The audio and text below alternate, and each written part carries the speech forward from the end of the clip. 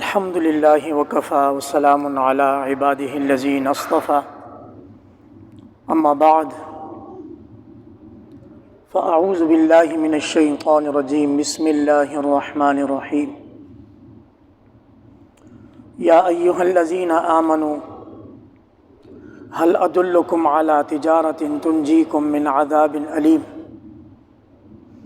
تؤمنون باللہ ورسولہ وتجاہدون فی سبیل اللہ باموالکم وانفسکم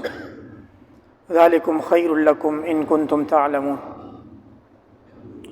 وروی عن النبی صلی اللہ علیہ وسلم انہ قال لوددت ان اقتل فی سبیل اللہ ثم احیا ثم اقتل ثم احیا ثم اقتل آمنت باللہ صدق اللہ العظیم وصدق رسولہ النبی الکریم ونحن على ذلك من الشاہدین والشاکرین والحمد للہ رب العالمین۔ معزز سامعین کرام، السلام علیکم ورحمۃ اللہ وبرکاتہ۔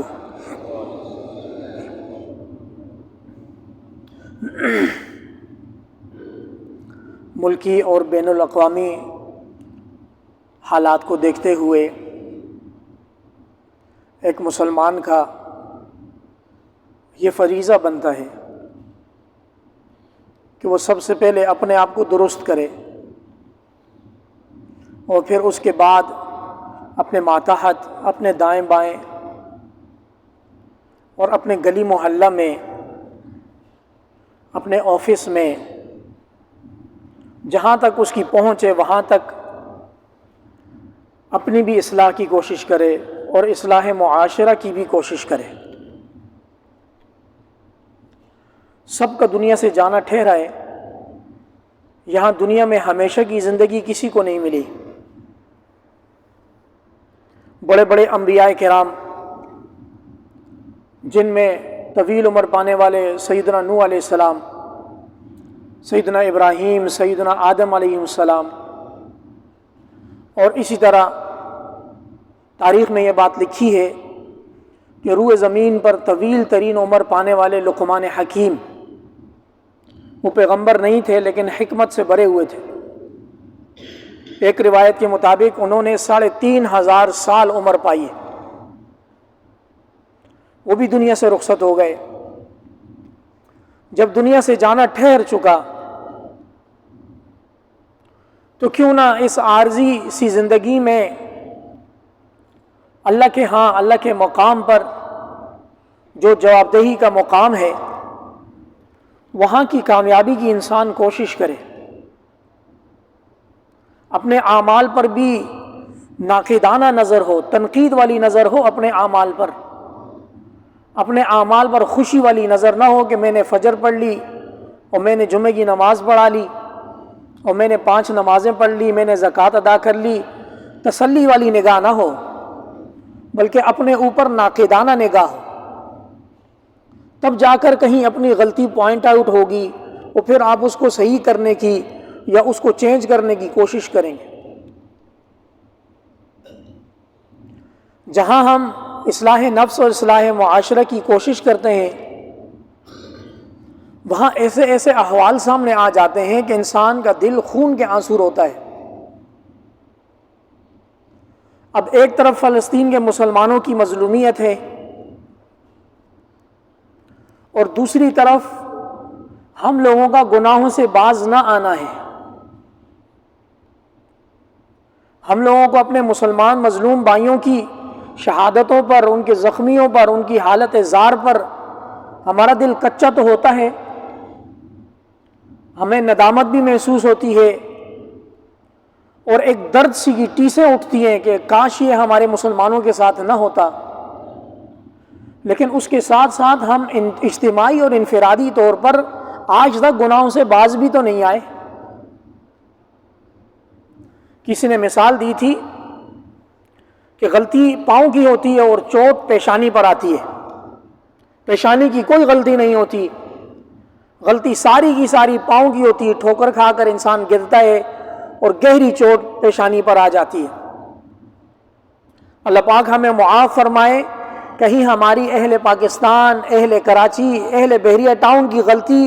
کی چوٹ اور ٹھوکر کھانے سے ہمارے فلسطینیوں کو نقصان نہ ہو رہا ہو۔ یہ سوچ ہمیں رکھنی چاہیے۔ ہم لوگوں میں سے کسی نے بھی اللہ کے دربار میں درخواست منظور نہیں کرائی یا اللہ پوری دنیا میں جنگ و جدال ہوتا رہے، پاکستان محفوظ رہے۔ اب تک اگر ہم آج تک بچے ہوئے ہیں، سکون سے صبح شام کر رہے ہیں، تسلی سے امن کے ساتھ آ کر اے سی والی مسجد میں ہم نماز پڑھا بھی رہے ہیں اور پڑھ بھی رہے ہیں، اس کا یہ مطلب ہرگز نہیں کہ ہم اللہ کے ہاں بہت بزرگ لوگ ہیں۔ عین ممکن ہے کہ اللہ نے چھوٹ دی ہو، رسی ڈھیلی رکھی ہو، میرے بندوں کو جانے دو جانے دو۔ سنستدرجہم من حیث لا یعلمون، پارہ نمبر 29 سورہ قلم۔ ہم ان کو ڈیل دیتے جاتے ہیں یہاں تک کہ وہ بھول بسرے ہو جاتے ہیں، بھول جاتے ہیں کہ ہمیں بھی اللہ پکڑ سکتا ہے۔ وَكَذَلِكَ أَخْذُ رَبِّكَ إِذَا أَخَذَ الْقُرَىٰ وَهِيَ ظَالِمَةٌ، لیکن اس ڈیل کے بعد جب اللہ رب العزت اپنی رسی کھینچتے ہیں تو اللہ پاک فرماتے ہیں ظالم بستی والوں کی ہم ایسی پکڑ کرتے ہیں کہ پھر اس کی کوئی مثال نہیں ملتی۔ تو میرے معزز سامعین کرام، ایک طرف مظلوم فلسطینیوں کے حالات ہیں، ظلم اور بربریت ختم ہونے کا نام نہیں لے رہا، انسانی حقوق کی تنظیموں کے علم بردار جنہوں نے انسانی حقوق کا پوری دنیا میں منجن بھیجا، فروخت کیا کہ ہم انسانیت مذہب سے اوپر ہو کر ہم انسانیت کے خدمتگار ہیں، وہ ہسپتالوں پر بمباری کر رہے ہیں، نہتے مسلمانوں پر بمباری کر رہے ہیں، ان کی پہنچ نہیں ہے مجاہدین تک کہ ان کو نقصان پہنچائیں، لہٰذا وہ عام مسلمانوں کو نشانہ بنا کر پوری دنیا کی امت مسلمہ کے دل چھلنی کر رہے ہیں۔ اور دوسری طرف اہل پاکستان، اسلامی جمہوریہ پاکستان، مملکت خداداد پاکستان، ایسے بڑے بڑے نام ہیں ہمارے اس ملک کے، اس میں مزیدار قسم کی ڈانس پارٹیاں ہو رہی ہیں، اگلی ڈانس پارٹی پچھلی ڈانس پارٹی کو شرما کے چھوڑ دیتی ہے۔ آپ میں سے اکثر لوگوں کے علم میں شاید نہ آیا ہو، اس گزشتہ ہفتے میں کراچی کے ایک پوش علاقے میں ایک ڈانس پارٹی ایک اسکول والوں نے منعقد کی ہے اور اس میں انسانیت کا جنازہ نکلا ہے۔ اسکول کے نوجوان بچے اور بچیاں،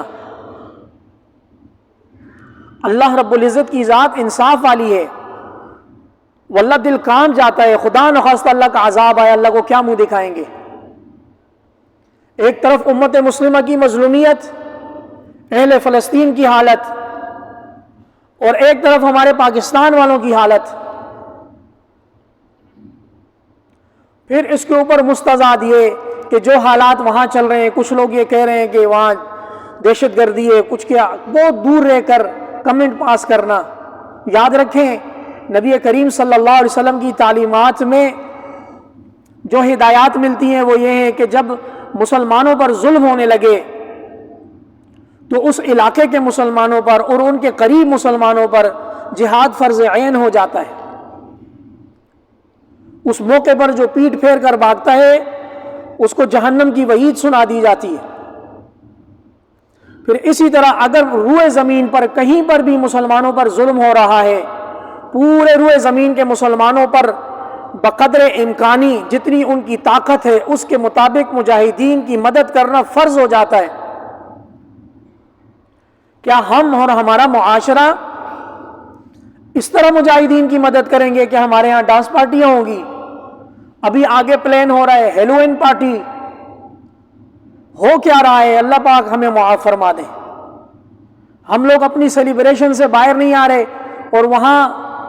یہود مسلمانوں پر بمباری کر رہا ہے بغیر کسی امتیاز کے، کہ اسکول ہے یا یہاں مسلمانوں کے بچے پانی پینے کے لیے آئے ہیں یا یہاں یہ ہاسپٹل ہے اس کے اندر بیمار اور زخمی ہیں، وہ بمباری کرنے کے بعد بولتا ہے کہ مجھے شبہ تھا کہ اس ہاسپٹل کی بیسمنٹ میں مجاہدین چھپے ہوئے ہیں۔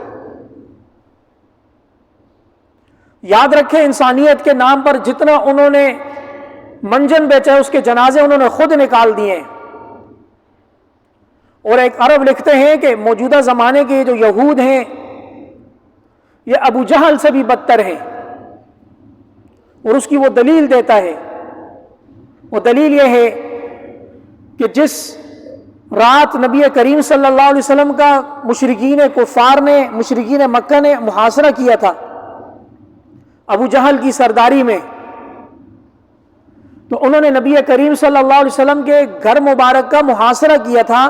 گھر کی چار دیواری کراس نہیں کی تھی کہ اندر خواتین بھی ہو سکتی ہیں، بچے بھی ہو سکتے ہیں، گھر کی چار دیواری کا خیال رکھا۔ چنانچہ اس نے صبح تک انتظار کیا، نبی کریم صلی اللہ علیہ وسلم آیات کریمہ پڑھتے ہوئے ان کے اوپر پھونک کر کچھ پھینکا، مٹی پھینکی اور ان کے اندر سے نکل کر ہجرت کے لیے تشریف لے گئے۔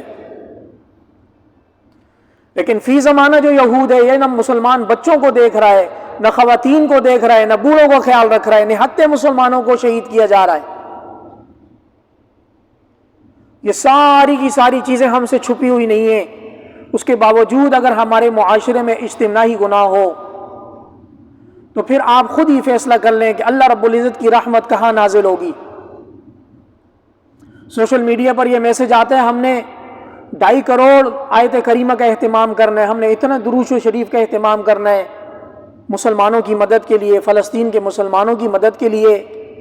واللہ یہ سب کچھ ایسا نہیں ہوگا، ہاتھ پہ ہاتھ درے منتظر فردہ۔ استاذ محترم فرماتے ہیں جس قدر ممکن ہو آپ مدد کریں، اور ہم یہ مدد کر رہے ہیں کہ ہمارے معاشرے میں اجتماعی گناہ منعقد ہوتے رہیں۔ کل امتی معافا الا المجاہرون، میری امت کے خطا کار سب کے سب معاف کر دیے جائیں گے اللہ کی رحمت سے، سوائے ان لوگوں کے جو اعلانیہ گناہ کرنے والے، فسق و فجور کرنے والے ہیں۔ چنانچہ اصلاح نفس اور اصلاح معاشرہ کے حوالے سے،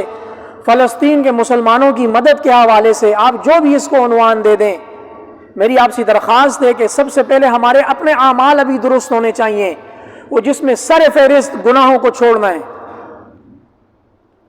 دنیا سے جانا ٹھہرا ہے، چاہے میدان جہاد میں ہو یا بستر مرگ پر ہو۔ جب اللہ کے ہاں حاضری لازم ہے تو کیوں نہ ایسی کیفیت میں اللہ کے ہاں حاضری ہو کہ انسان سے اس کا اللہ راضی ہو۔ چنانچہ میری آپ سے یہ بھی درخواست ہے کہ اپنے بچوں پر، اپنے ماتحت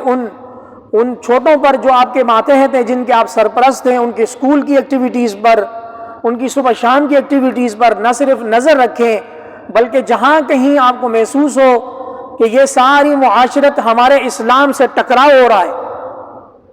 ہماری دینی تربیت سے اس کا کوئی تعلق نہیں ہے، تصادم ہو رہا ہے، وہاں سے اس ایکٹیویٹی سے اپنے بچے کو وڈرا کرا دیں۔ لازمی ہے کہ اسکول میں ہونے والی ہر پارٹی میں آپ کا بچہ پارٹیسپیٹ کرے، کوئی لازم نہیں ہے۔ بڑا دل دکھتا ہے، ایک طرف مسلمانوں پر بمباری ہو رہی ہے، دوسری طرف یہ حالات ہیں۔ وہ لوگ، وہ مظلوم مسلمان ہم لوگوں سے نہ صرف دعا کے متمنی ہیں، منتظر ہیں، بلکہ وہ ہماری طرف سے عملی طور پر بھی منتظر ہیں۔ آپ لوگوں میں سے اکثر نے اس فلسطینی صحافی کا انٹرویو سن لیا ہوگا جو یہ کہتے ہیں اردو زبان میں کہ پوری دنیا ہمارے ساتھ کوئی مدد نہ کرے، پوری دنیا کے حکمران ہمارے ساتھ کوئی مدد نہ کریں، لیکن پاکستانی عوام کے ساتھ ہماری وہ توقعات ہیں کہ جو کسی کے ساتھ نہیں ہیں۔ اور یہاں پاکستانی عوام کا یہ حال ہے، ہر آنے والا دن گزشتہ دن سے ابتر ہوتا جا رہا ہے۔ ان سارے حالات میں، حالات کا تقاضا اور ایک عقل مند مسلمان کے لیے ضروری ہے کہ وہ اپنی خود احتسابی میں ذرا جلدی کرے کہ میں یہ جو دعائیں کر رہا ہوں، یا اللہ اہل فلسطین کی مدد فرما، مجاہدین کی مدد فرما، پورے عالم میں جہاں کہیں مسلمان مظلوم ہیں یا اللہ ان کی مدد فرما۔ یہ دعوت غائب لغائب، یہ غائب مسلمان کی دوسرے غائب مسلمان کی پیٹھ پیچھے دعا ہے، جس کے بارے میں حدیث شریف میں آتا ہے ان اسرع الدعاء اجابۃ دعوت غائب لغائب، اللہ کے دربار میں تیز ترین جو دعا قبول ہوتی ہے وہ ایک غائب مسلمان کی پیٹھ پیچھے دوسرے مسلمان کے لیے دعا ہے۔ لیکن دعا کی قبولیت کی کچھ شرائط ہیں۔ مین بڑی بڑی شرائط میں سے اس انسان کا حلال والا ہونا لازمی ہے، اس کا کھانا پینا اوڑھنا بچھونا حلال ہو اور وہ گناہوں سے پاک ہو۔ لیکن افسوس کے ساتھ یہ کہنا پڑتا ہے کہ وہاں مظلومیت کی داستان رقم ہو رہی ہے، اور یہاں مسلمانوں کی، اہل پاکستان اور اہل کراچی کی اللہ پاک کی نافرمانی کی داستانیں رقم ہو رہی ہیں۔ یہ بالکل بھی صحیح نہیں ہو رہا، اور اس موضوع سے آنکھیں نہیں چرائی جا سکتی کہ آپ کی آنکھوں کے سامنے سب کچھ غلط ہو رہا ہو اور آپ بولو جی اللہ پاک حسبنا اللہ و نعم الوکیل۔ یہ آنکھیں چرانے والی بات ہے۔ اس بات کا بھی اعتراف ہے کہ پورے پاکستان پر یا پوری دنیا میں جہاں کہیں مسلمانوں پر کڑا وقت آیا ہے، سخت گھڑی آئی ہے، تو کراچی والوں کا تعاون سر فہرست رہا ہے۔ اب بھی الحمدللہ بڑے پیمانے پر کام ہو رہا ہے۔ میں نے اپنی بات کی شروع میں گزارش کی کہ اپنے اعمال پر ناقدانہ نگاہ ڈالنی ہے۔ جو اچھائی کا کام ہو رہا ہے اللہ اس کو جاری رکھیں، جو برے کام ہو رہے ہیں، جو اللہ کی نافرمانی والے کام ہیں، اللہ پاک ان سے ہمیں پیچھے ہونے کی توفیق عطا فرما دیں۔ اور یہ جو فلسطین کا قضیہ جاگا ہے، اس کا ایک نقد فائدہ یہ ہوا ہے کہ پورے عالم میں ایک عام مسلمان کے سینے میں جو جہاد کی چنگاری جاگی ہے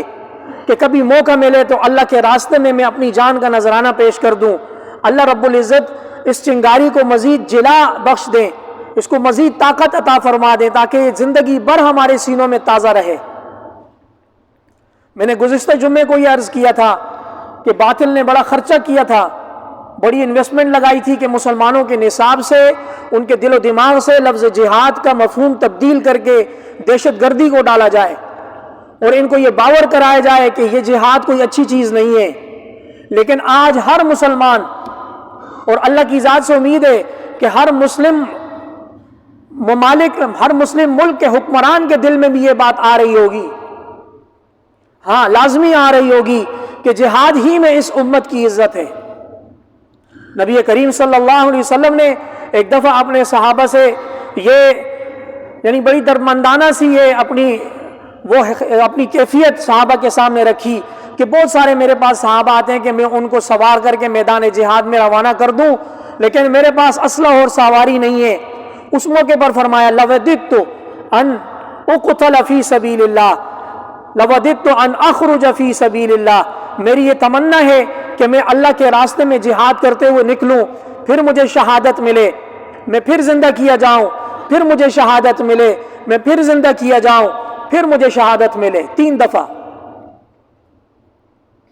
تو میرے معزز سامعین کرام، ساری چیزوں کو مد نظر رکھتے ہوئے چند خلاصہ نکات ہمارے پاس آتے ہیں۔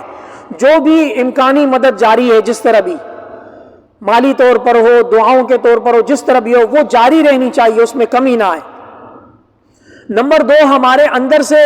انفرادی گناہ تو کجا، جو اجتماعی گناہ ہو رہے ہیں، میوزیکل پارٹیز ہو رہی ہیں، ہیلوئن پارٹی آگے آ رہی ہے، خدا را خود بھی بچیں، اور آپ کے قریبی اگر اس میں انوالو ہونے کا امکان ہو تو ان کو پیار محبت کے ساتھ منع کریں، یہ آپ کا فرض بنتا ہے۔ اور تیسری چیز اور آخری چیز، یہ جو اللہ کے راستے میں جان دینے کی چنگاری جاگی ہے امت میں، پوری امت مسلمہ میں، ہر کوئی بے چین ہے کہ مجھے راستہ ملے میں فلسطین جاؤں۔ اس چنگاری کو خود بھی سینوں میں زندہ رکھیں اور آگے آنے والی نسلوں میں بھی اس کو ٹرانسفر کریں۔